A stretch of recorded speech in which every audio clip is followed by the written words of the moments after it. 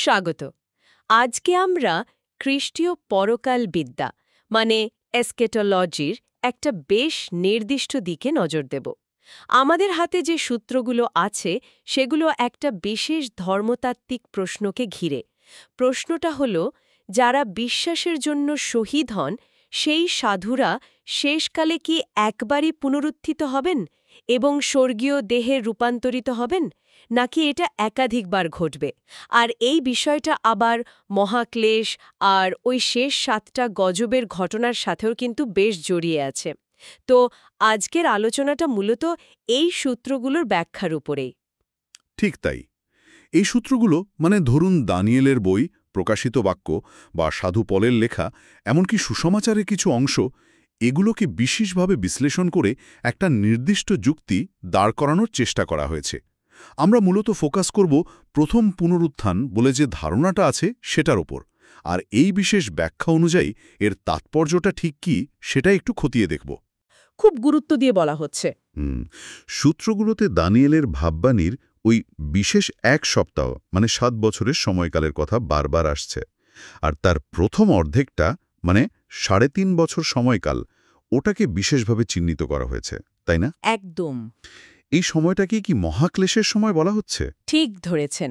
সূত্রগুলো অনুযায়ী এই ৩.৫ বছর হবে একটা ভয়ঙ্কর দুর্দশা আর খুব তাড়নার সময়। প্রকাশিত বাক্য ১৩ অধ্যায় বলছে যে এই সময়ে এক বিশেষ শক্তির উত্থান হবে, যাকে পশু বলা হচ্ছে, যে পৃথিবীতে শাসন করবে আর লোকেদের তার উপাসনা করতে বাধ্য করবে। যারা ঈশ্বরের প্রতি বিশ্বস্ত থাকবেন, এই উপাসনা করবেন না, তাদের অনেককেই কিন্তু শহীদ হতে হবে। হ্যাঁ, এই সময়কাল আর এই ঘটনাগুলোর বর্ণনার জন্য দানিয়েল ৯:২৬ আর প্রকাশিত বাক্য ১৩ অধ্যায়ের কিছু পদের কথা বিশেষভাবে বলা হয়েছে। এখানেই তাহলে ওই প্রথম পুনরুত্থানের ব্যাপারটা আসছে। লেখাগুলো তো বলছে এই ঘটনাটা ঘটবে ঠিক ওই ৩.৫ বছরের শেষে। হ্যাঁ, যেটা আবার সপ্তম তুরীর ধ্বনির সময়ের সাথে মিলে যায়। কিন্তু এই প্রথম পুনরুত্থান জিনিসটা ঠিক কি? এটা কি সাধারণ পুনরুত্থান থেকে অন্যরকম? হ্যাঁ, অনেকটাই অন্যরকম। সূত্রগুলো এটাকে একটা খুব ইউনিক, একটা বিশেষ ঘটনা হিসাবেই দেখাচ্ছে। এটা হলো অমর, অবিনাশী, মানে একেবারে গৌরবময় আত্মিক দেহে পুনরুত্থান আর রূপান্তর। আর এটা বিশেষভাবে তাদের জন্য যারা খ্রিস্টের সাক্ষ্য দিতে গিয়ে শহীদ হয়েছেন, মানে যাদের শহীদ সাক্ষী বলা যায় আর কি। আচ্ছা। হিব্রু বইয়ের ১১ অধ্যায়ে দেখবেন এই ধরনের পুনরুত্থানকে আরও উত্তম পুনরুত্থান বলা হয়েছে। এটা সাধারণ পুনরুত্থান থেকে একদম ভিন্ন প্রকৃতির। এটা আসলে মৃত্যুঞ্জয় জীবনের শুরু। এই দেখার জন্য প্রকাশিত বাক্য ২০ অধ্যায় আর ১ করিন্থীয় ১৫ অধ্যায়ের কথা বলা হয়, যেখানে ওই হঠাৎ রূপান্তর আর অবিনাশী দেহ পাওয়ার কথা আছে। ও, বুঝতে পারছি। তাহলে এই সূত্রগুলোর মূল বক্তব্য দাঁড়াচ্ছে যে একদম ফাইনাল বিচারের আগে শহীদদের জন্য শুধু একবারই এই বিশেষ পুনরুত্থান বা রূপান্তরের ঘটনাটা ঘটবে, ওই ৩.৫ বছরের ঠিক শেষে। হ্যাঁ, মূল বক্তব্য এটাই। কিন্তু এই বিষয়টা কেন এত গুরুত্বপূর্ণ মনে করা হচ্ছে? একবারই ঘটবে এর উপর এত জোর কেন? দেখুন, এই ব্যাখ্যা অনুযায়ী একটা সিঙ্গেল ঘটনার ওপর জোর দেওয়ার পেছনে কয়েকটা বেশ জোরালো যুক্তি দেখানো হয়েছে। প্রথমত, ওরা প্রকাশিত বাক্য ৬-১১ পদের দিকে ইঙ্গিত করে। সেখানে বলা আছে যে শহীদদের একটা নির্দিষ্ট সংখ্যা পূর্ণ হতে হবে। একটা নির্দিষ্ট সংখ্যা? হ্যাঁ, একটা পূর্ব নির্ধারিত সংখ্যা। তো এই ব্যাখ্যা অনুযায়ী যখন ওই ৩.৫ বছরের তাড়নার শেষে সেই সংখ্যাটা পূর্ণ হবে, ঠিক তখনই এই প্রথম পুনরুত্থান ঘটবে, তার আগে না, পরেও না। আচ্ছা। দ্বিতীয়ত, প্রথম তেসলোনিকীয় ৪ অধ্যায়ের কথা বলা হয়েছে। সেখানে আছে যে এই পুনরুত্থিত শহীদরা তখন মেঘ যোগে আকাশে খ্রিস্টের সাথে মিলিত হওয়ার জন্য ধৃত হবেন, মানে উপরে তুলে নেওয়া হবেন। এটা অনেকটা পৃথিবীর ওই শেষ দুর্দশা থেকে তাদের মুক্তির ইঙ্গিত। আর তৃতীয়, এবং এটা খুব গুরুত্বপূর্ণ যুক্তি, সেটা হলো এই ঘটনার পরেই পৃথিবীতে ঈশ্বরের চূড়ান্ত ক্রোধ, মানে ওই ৭টা শেষ মহামারী বা গজব নেমে আসবে। এটা প্রকাশিত বাক্য ১৫ অধ্যায় আছে।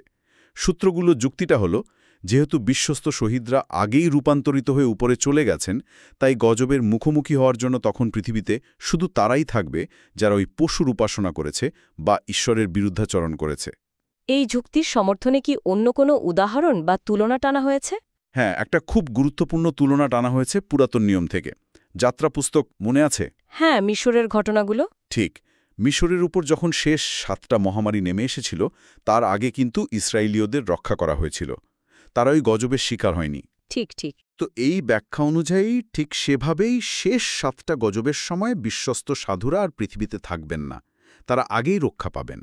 তার মানে এই ব্যাখ্যার উপসংহার হল গজবের সময় পৃথিবীতে নতুন করে শহীদ হওয়ার মতো কোনো সাধু আর অবশিষ্ট থাকবেন না। এই সূত্রগুলোর যুক্তি অনুযায়ী ঠিক তাই। আর সেই কারণেই দ্বিতীয়বার কোনো পুনরুত্থান বা রূপান্তরের প্রয়োজনও পড়ছে না ওই সময়ের মধ্যে। এই ব্যাখ্যাটা সেদিকেই নির্দেশ করছে। শহীদদের পুনরুত্থান একটা একক সম্পূর্ণ ঘটনা, যেটা গজব শুরু হওয়ার ঠিক আগেই ঘটে যাচ্ছে। হ্যাঁ, বেশ ইন্টারেস্টিং যুক্তি। তাহলে এই প্রথম পুনরুত্থান ব্যাপারটা শুধু শহীদদের ব্যক্তিগত মুক্তি বা পুরস্কার নয়, এর কি আরও গভীর কোনো মহাজাগতিক তাৎপর্যও আছে? সূত্রগুলো কি সেরকম কিছু বলছে? অবশ্যই। এই লেখাগুলো অনুযায়ী প্রথম পুনরুত্থানের তাৎপর্য অনেক গভীর। এর একাধিক উদ্দেশ্য আছে। প্রথমত বলা হচ্ছে এটা ঈশ্বরের ব্যবস্থার ন্যায্যতা প্রতিপাদন করে। ঈশ্বরের প্রধান যে দুটো আদেশ, ঈশ্বরকে আর প্রতিবেশীকে ভালোবাসা, এগুলো পালন করা অসম্ভব কিছু নয়। এই শহীদরা তো মৃত্যু পর্যন্ত বিশ্বস্ত থেকে সেই ভালোবাসারই প্রমাণ দিয়েছেন। তাদের এই পুনরুত্থান আসলে পাপ আর মৃত্যুর উপর ঈশ্বরের জয় ঘোষণা করে, আর একরকমভাবে প্রমাণ করে যে ঈশ্বরের দেওয়া জীবন বিধানটাই সঠিক পথ। অর্থাৎ শহীদদের জীবন আর মৃত্যু এটা প্রমাণ করছে যে ঈশ্বরের আইন মেনে চলা সম্ভব এবং ওটাই আসল জীবনের পথ। হ্যাঁ, এই ব্যাখ্যা অনুযায়ী এটাই মূল কথা। দ্বিতীয় তাৎপর্য হল এটা ঈশ্বরের চরিত্রের সত্যতা নিশ্চিতকরণ। ঈশ্বরের ন্যায় বিচার, তার প্রেম, তার বিশ্বস্ততা নিয়ে শয়তান যে প্রশ্ন তুলেছিল, ইয়োবের কাহিনীর মতো। একদম ইয়োবের কাহিনীর শুরুতে যেমন দেখি, শহীদদের এই বিশ্বস্ততা আর তাদের পুনরুত্থানের মাধ্যমে ঈশ্বর যেন সেই সব সন্দেহের জবাব দিচ্ছেন। এটা দেখাচ্ছে যে ঈশ্বর সত্যিই প্রেমময় আর ন্যায় বিচারক। তাহলে শয়তানের তোলা পুরনো প্রশ্নগুলোর একটা ফাইনাল উত্তর এটা, যা ঈশ্বরের চরিত্রকে আরও মহিমান্বিত করছে। এই ব্যাখ্যা বিষয়টাকে সেভাবেই দেখছে। তৃতীয়ত, এটা স্বাধীন ইচ্ছার পূর্ণতা এবং মহাজাগতিক সংঘাতের সমাধান। বলা হচ্ছে স্বর্গদূতেরা এই সব ঘটনা দেখছেন। স্বর্গদূতেরা? হ্যাঁ, মানুষের স্বাধীন ইচ্ছার চূড়ান্ত পরীক্ষা আর তার বিশ্বস্ততার ফল হল এই পুনরুত্থান। এটা ঈশ্বরের বিরুদ্ধে যে বিদ্রোহ হয়েছিল সেই দীর্ঘ মহাজাগতিক সংঘাত মেটানোর পথে একটা খুব গুরুত্বপূর্ণ পদক্ষেপ। এটা ফাইনাল বিচারের ভিত তৈরি করে। বাহ, এটা তো একটা বিরাট ক্যানভাসে দেখা হচ্ছে, যেন মহাজাগতিক নাটকের একটা টার্নিং পয়েন্ট, যেখানে মানুষের বিশ্বস্ততা ঈশ্বরের পক্ষ নিচ্ছে। অনেকটা সেরকমই ব্যাখ্যা করা হয়েছে। আর চতুর্থ তাৎপর্যটা হল এটা প্রায়শ্চিত্তের পূর্ণতা এবং বিচারের সূচনা। যেহেতু ঈশ্বরের আদেশ বা ব্যবস্থার ন্যায্যতা প্রমাণিত হল, তাই যারা সেটা মানেনি তাদের বিচারের ভিত্তিও তৈরি হল। পুরাতন নিয়মের প্রায়শ্চিত্তের দিনের যে কনসেপ্টটা ছিল পাপমোচন, শুদ্ধিকরণ, সেটা এখানে আরও বড় আকারে পূর্ণতা পাচ্ছে। আর ঠিক এর পরে শুরু হচ্ছে বিচার, যেটা ওই 7টা শেষ মহামারীর মাধ্যমে আসছে। প্রকাশিত বাক্য 11 আর 15 অধ্যায়ে এর ইঙ্গিত আছে। তাহলে ব্যাপারটা দাঁড়াচ্ছে, শহীদদের পুনরুত্থান একদিকে যেমন ঈশ্বরের ধার্মিকতা প্রমাণ করছে, অন্যদিকে যারা অন্যায় করেছে তাদের বিচারের শুরুটাও ঘোষণা করছে। বাহ, বেশ গভীর আর অনেকগুলো দিক আছে দেখছি এই ঘটনাটার। হ্যাঁ, এই জন্যেই কি সূত্রগুলো এত জোর দিয়ে বলছে যে এটা একবারই ঘটবে, এতগুলো গুরুত্বপূর্ণ উদ্দেশ্য একসাথে পূরণ করার জন্যে? হ্যাঁ, এই ব্যাখ্যা অনুযায়ী এটা একটা চূড়ান্ত এবং একক ঘটনা। ওরা প্রকাশিত বাক্য 10 অধ্যায়ের কথাও বলে, যেখানে আছে যে সপ্তম দূতের তুরিধ্বনির সময়ে ঈশ্বরের নিগূঢ় তত্ত্ব সফল হবে। আর যিশাইয়া 46:10 মনে রাখতে পারেন, যেখানে ঈশ্বর বলছেন যে তিনি শুরু থেকেই শেষটা জানেন এবং তার পরিকল্পনা স্থির থাকবে। এই ধারণাগুলো একটা খুব নির্দিষ্ট অপরিবর্তনীয় প্ল্যানের দিকে ইঙ্গিত করে। বেশ, তাহলে সূত্র অনুযায়ী শহীদরা রূপান্তরিত হলেন, গজব শেষ হল, এরপর কি? ওই যে 1000 বছরের রাজ্যের কথা বলা হয়, সহস্রাব্দ, সে বিষয়ে সূত্রগুলো কি বলছে? প্রকাশিত বাক্য 20 অধ্যায়ে তো আছে পুনরুত্থিত শহীদরা যাজক আর রাজা হিসাবে খ্রিস্টের সাথে রাজত্ব করবেন। কিন্তু সেখানে যে লোক বা জাতিদের থাকার কথা বলা হয়েছে, তারা কারা? তারা কি গজব থেকে বেঁচে যাওয়া কোনো দল?